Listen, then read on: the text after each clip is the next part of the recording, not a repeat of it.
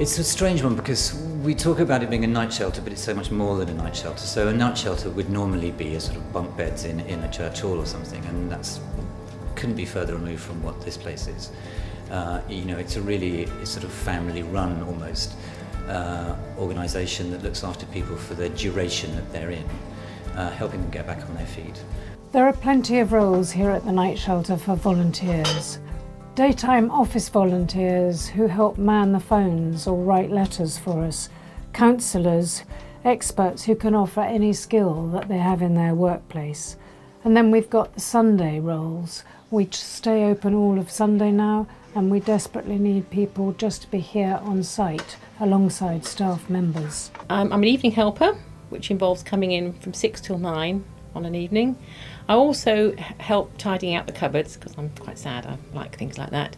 And I've done a bit of helping down when we have the stall at the Christmas market and in the Christmas card shop. The position of an evening helper is really flexible, which is great for me. If there's ever any periods of time I can't come in and volunteer, it's not an issue. So I sign up for 6 till 9.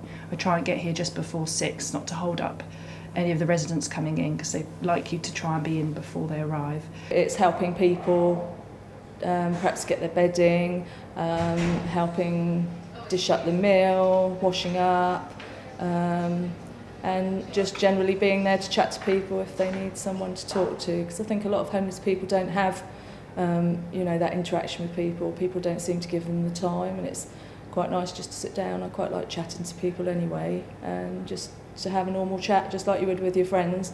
Sleeping is something I've done for a long time and I've been very practised at, so I was quite happy to come along as an overnighter, which involves sleeping to be on site when needed. I come in at about 9 o'clock and take over from the chaps who've done the evening shift, and I help the overnight supervisor in anything that he might need doing. Now, very often it's actually not very much, so it's no more than clearing up the mugs and the dirty parts of the kitchen and what have you. Sometimes you find that the residents like to engage a little bit. They like to have a chat. Sometimes they don't. Sometimes they just sit around very quietly. Sometimes they disappear off to their rooms. I clean all the surfaces in the bedrooms. I then hoover the corridors and the bedrooms, and then I mop the corridors and the bedrooms. I initially started just sitting down with the guests, having a cup of tea and watching Coronation Street, really. It was one of the easiest ways to make a difference in people's lives that I could think of. I volunteered to do a cookery course on a Monday morning. I had some time, and typically it's sort of 5 or 6 people come in and we cook the evening meal for that Monday evening. Real mixture of talent in terms of who knows what and how to cook, but most of them come for sort of 5 or 6 weeks and learn quite a lot. I come once a week on a Wednesday to talk about substance misuse issues. I have a history of substance misuse myself, and now that I'm in recovery, I feel privileged to come and share that with the residents here and try to help them start their journey of recovery. I'm part of a group of about 12 of us from Winchester College who volunteer here on a sort of rota system. So we just help with the washing up. I've been doing maintenance, and I also sit on interview panels, do the health and safety checks on there, and I've even worked as a doorman for the AGM. There's a lovely old couple who come in, I think, once a month, and they cook a meal from scratch. And they said to me the other day that they see it as having a dinner party, which I thought was a really, really nice idea. So they really make an effort, which is great. I've never had any unpleasant situations at all, and I think if in the unlikely event that did arise, you just go to the supervisor, and I have every confidence that they'd be able to sort the situation. I had no idea when I came what sort of people would be here, but they're all nice people who have fallen on hard times. So, there's a lovely environment here.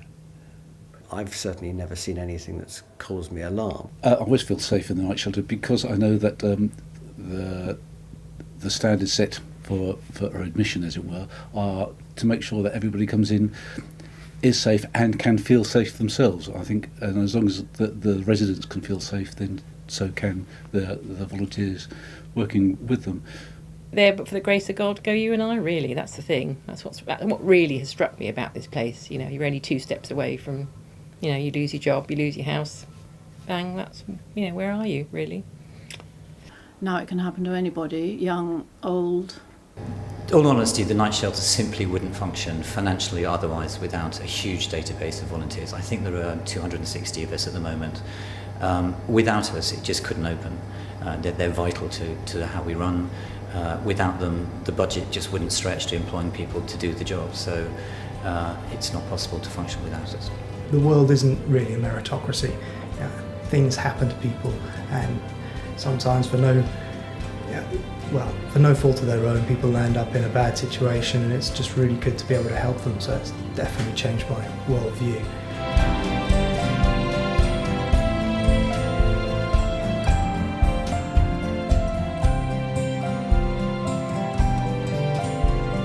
I'm really glad I stepped through the door.